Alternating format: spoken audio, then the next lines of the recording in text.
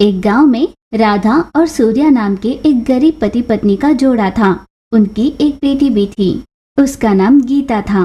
गीता अपने माँ बाबूजी की परी थी। वो एक पल के लिए भी अपने माँ बाबूजी से दूर नहीं रहती थी। एक दिन राधा ने अपने पति सूर्या से कहा, सुनिए जी, इस बार पट्टे की ली हुई जमीन पर भी फसल अच्छे से नहीं उग पाई है और अपनी खुद की जमीन का तो हाल पता ही है आपको। पहली बार अच्छी फसल निकले पर खुश हो ही रहे थे कि उसके बाद वाली 2 फसलें नष्ट हो गई। ना जाने अपनी जिंदगी पटरी पर कब लगेगी। अपनी आधे से ज्यादा जिंदगी तो इस गरीबी में ही कट गई है।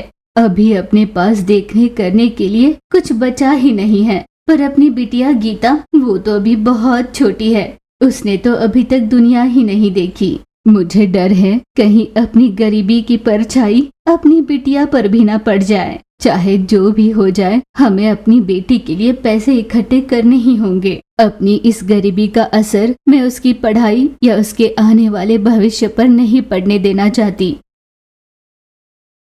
राधा, क्या मैं चाहूंगा कि मेरी बेटी की जिंदगी बर्बाद हो जाए? मैं भी यही चाहता हूँ कि मैं अपनी इकलौती बेटी को रानी बना कर रखूं, उसे जिंदगी की हर खुशियाँ दूं, खेलने के लिए उसके लिए तरह तरह के खिलौने लाऊं, उसकी पढ़ाई के लिए दुनिया के विद्वानों को इकट्ठा कर दूं। सपने तो मेरे भी है राधा, पर हम क्या कर सकते हैं, क्योंकि हम सोचते कुछ है और अपनी किस्मत में लिखा हुआ कुछ और होता है। अब हमें ये सोचना चाहिए कि हमारे पास जितना है उसी में हम उसे कैसे खुश रख सकते हैं। वो रात बीत गई। वे दोनों हमेशा यही सोचते रहते कि अपनी बेटी की खुशियों के लिए वे दोनों क्या करें। दिन रात एक कर मेहनत किया करते। जहाँ भी उन्हें काम मिलता, बिना ठुकराए वो सारे काम कर लेते। यूं कुछ और दिन बीते। माँ बाबूजी जब घर लौटे तब गीता उनके पास गई। बेटा गीता, उदास क्यों लग रही हो? तुम्हारी तबीयत तो ठीक है ना बेटा? तुमने खाना खाया? यूं दुलार करते हुए माँ ने पूछा। माँ, मैं यही सोचकर तो इतने दिनों से उदास रह रही हूँ कि आप दोनों मुझे ना ये पूछते हो कि मैंने खाया या नहीं, मेरी सेहत ठीक है या नहीं। दिन प्रतिदिन इतने व्यस्त हो रहे हो। आप कब चले जाते हो, लौटकर कब आते हो, मुझे पता भी नहीं चलता। हर दिन हड़बड़ी में होते हो, मेरे साथ समय ही नहीं बिताते। क्या आप दोनों को याद भी है कि पिछली बार कब मेरे साथ आधे घंटे का भी समय बिताया हो?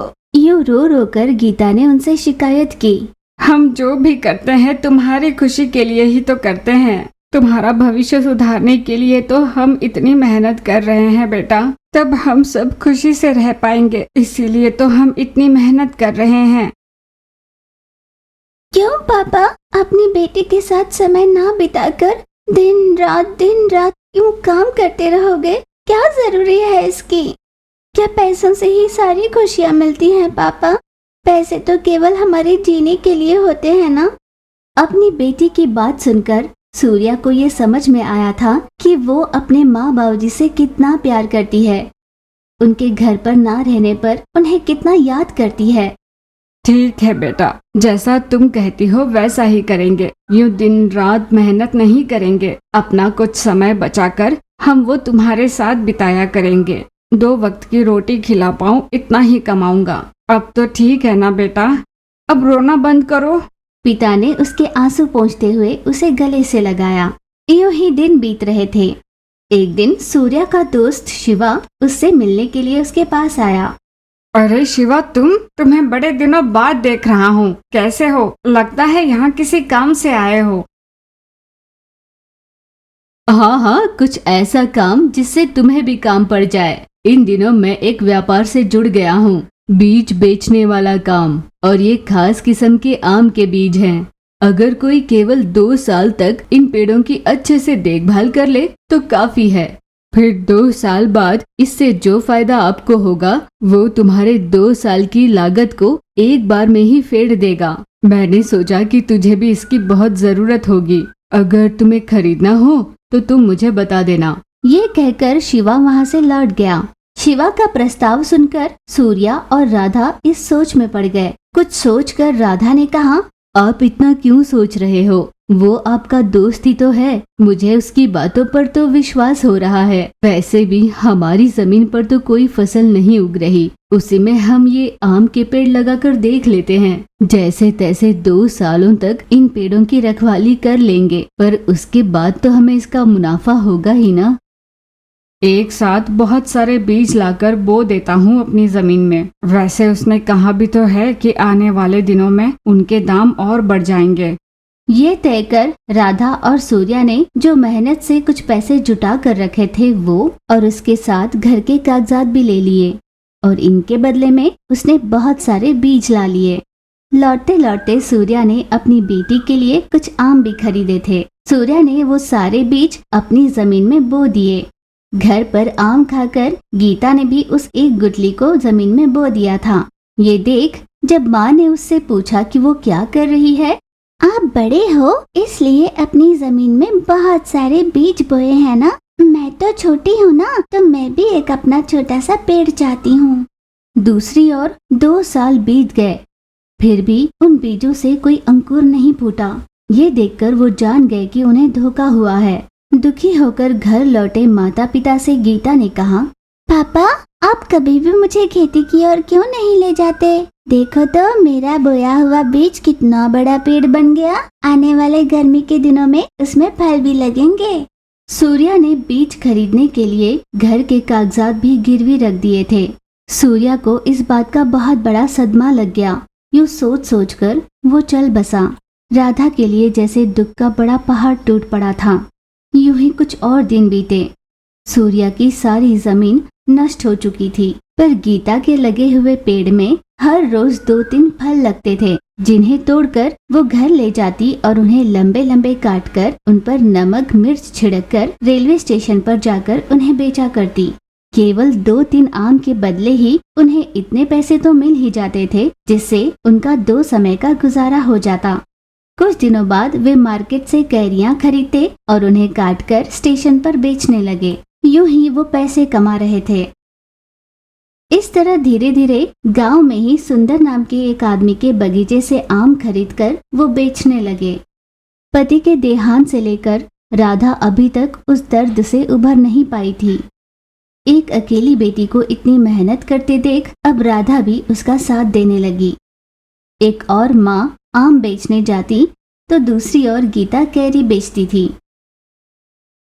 एक गांव में बेबी नाम की लड़की अपनी माँ माधवी और पिता किरण के साथ रहा करती थी। किरण बांस की लकड़ियों के खिलौने बनाकर बेचा करता। हर दिन जंगल से बांस की लकड़ियां लेकर आता, उनसे सुंदर सुंदर खिलौने बनाकर गांव की गली गली में घूमकर बेचा करता। यही उसकी दिनचर्या थी। हर सुबह जंगल जाना, वहां से बांस की लकड़ियां लाना, उससे सुंदर खिलौने बनाकर बेचना और अपनी कमाई को माधवी के हाथ में देना। एक दिन बेबी ने अपने पिता के पास आकर कहा, पापा आपने बांस की लकड़ियों से ऐसे सुंदर सुंदर खिलौने बनाना किससे सीखा पापा?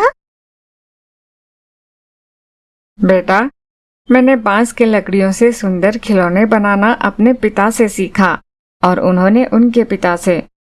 ये काम कई पीढ़ियों से चल रहा है। दादाजी परदादाजी बांस की लकड़ियों के खिलौने बनाकर ही अपना घर चलाया करते थे, इसीलिए मैंने भी इस काम को अपना जीवन आधार बनाया। आपके कहने का मतलब अगर कई पीढ़ियों से हमारे खानदान का यही काम रहा है तो हमने अब तक बहुत सारे पेड़ काटे होंगे ना? पापा, पेड़ ही तो अपने जीवन आधार है ना? अगर हम उन्हें ही काट डालेंगे तो हमारा क्या होगा? हम सब कुछ जानकर भी ये गलती करते हैं। हमें तो किसी और को ये करने के लिए रोकना चाहिए, पर हम ही ये गलती करते हैं। बेबी ने अपने पिता से सवाल किया। बेटा, हमें जिंदा रहने के लिए आहार की जरूरत होती है और पेट भरने के लिए हमें पैसों की जरूरत होती है और पैसे कमाने के लिए हमें काम करना होता है, और मुझे इस काम के अलावा और कोई काम भी तो नहीं आता। किरण ने अपनी वजह बताई। पापा, जैसे आप कह रहे हो कि ये आपकी जरूरत है तो ठीक है। आप जब पेड़ काटने जंगल जाओगे तो मैं भी आपके साथ चलूंगी। आप जैसे जैसे पेड़ काटोगे मैं वैसे वैसे एक पेड़ के बदले में 2 पौधे लगाया करूंगी। कम से कम इस तरह हमने जो गलती की कुछ हद तक उसकी भरपाई हो जाएगी। बेटी की बातें सुन माधवी बहुत खुश हुई। देखा आपने, अपनी बेटी कितनी सयानी हो गई है, समाज के प्रति अपनी जिम्मेदारी को कितने अच्छे से जानती है। इतनी कम उम्र में इसने जो सोचा है वो अब तक हमने नहीं सोचा। आज तक हम पेड़ काटने को लेकर दुखी हुआ करते थे, पर हमने कभी ये नहीं सोचा कि हम उसके बदले पौधे लगा सकते हैं। अगले ही दिन से बेबी किरण के साथ जंगल जाने लगी। किरण जैसे ही एक पेड़ को काटता, बेबी तुरंत उसके बदले 2 पौधे लगाया करती। यूं हर दिन बेबी 2 गुना पौधे लगाया करती। यूं ही दिन बीते। वर्षाओं के कारण बेबी ने कटे हुए पेड़ों की जगह जो पौधे लगाए थे वो बहुत अच्छे से बढ़ने लगे थे, जिसे देख किरण मन ही मन बहुत खुश हुआ। उसने घर पहुंचकर अपनी पत्नी माधवी से कहा, सुनो माधवी, जो हमारी बेटी ने पौधे लगाए हैं ना, वो वर्षा के कारण हरे भरे हो गए हैं। उन्हें देखकर पता है मैं कितना खुश हुआ हूँ। यूं ही दिन बीत रहे थे। किरण के बनाए हुए बांस के लकड़ियों के खिलौनों को अब ज्यादा कोई नहीं खरीद रहा था। किरण अपने बनाए हुए खिलौनों की बिक्री ना होने पर उन्हें वापस अपनी टोकरी में भर घर ले जाता। यूं लगातार कुछ दिनों तक होने की वजह से माधवी ने अपने पति से कहा, सुनिए, इन दिनों अपने बांस की लकड़ियों के खिलौने क्यों नहीं बिक रहे? जब ये खिलौने बिकते थे तभी हम मुश्किल से अपना घर चला पाते थे। बस किसी तरह गुजारा हो जाता था। एक दिन की कमाई से सिर्फ उस एक दिन का ही गुजारा हो पाता था। अब पिछले कई दिनों से ये नहीं हो पा रहा। अब घर में निजी जरूरतों का सामान भी खत्म हो चुका है। जितना थोड़ा चावल घर पर पड़ा था उसे मैंने पका लिया। अब वो खत्म हो चुका है। हम दोनों पड़े हैं, जैसे तैसे गुजारा कर भी लेंगे। पर बेबी का क्या? अपनी एक बेटी का भी हम पेट नहीं भर पाए तो ऐसी जिंदगी का क्या मतलब? तुम तो देख ही रही हो ना माधवी, खिलौने बेचने की कोशिश कर रहा हूँ पर उनकी बिक्री कम हो गई है। पर बिक्री नहीं हो इसके लिए मैं काम भी तो नहीं रोक सकता। मैं अभी जंगल जाकर कुछ बांस की लकड़ियाँ लेकर आता हूँ। पापा, मुझे बहुत भूख लग रही है। माँ सुबह से कह रही है कि घर पर खाने के लिए कुछ नहीं है। पापा, हम अपना पेट कैसे भरेंगे? बेटा मुझे माफ कर दो। अपनी नन्ही सी बेटी का भी पेट ना भर सके ऐसे अभागे माता पिता हैं तुम्हारे। हमें माफ कर दो बेटा। पापा, ऐसी जिंदगी आपने खुद तो नहीं चुनी ना, इसमें आपकी क्या गलती है? कठिनाइयाँ तो सबके जीवन में आते हैं ना पापा, इस बार हमारे जीवन में आए हैं। पर कठिनाइयों से हार मानकर हम चुप नहीं रह सकते ना। हमें अपना कर्तव्य तो निभाना होगा ना पापा। चलो हम जंगल चलते हैं। फिर किरण और बेबी जंगल के लिए निकल पड़ते हैं। किरण ने पेड़ काटने के लिए हथौड़ा मारा। अचानक वहाँ पर एक नन्हा सा बच्चा प्रकट हुआ। बेबी और किरण ये देखकर हक्के बक्के रह गए। फिर अचानक वहाँ पर एक स्वामी जी भी प्रकट हुए। देखिए, ये नन्ही सी बिटिया माँ लक्ष्मी जी का अंश है। एक बिटिया का हमारे आश्रम में पल बढ़ना इतना आसान नहीं। एक परिवार के साथ ही उसकी परवरिश अच्छे से हो सकती थी। मानो जैसे लक्ष्मी जी ही तुम्हारे पास वास करने आई है। ये कहकर स्वामी जी वहाँ से गायब हुए। किरण तुरंत उस बेटी को लिए अपने घर पहुँचा और माधवी से उसने सारी बात कही। चलो, जो हुआ अच्छा हुआ। अपने घर विद्या की देवी सरस्वती और धन की देवी लक्ष्मी जी का वास रहेगा।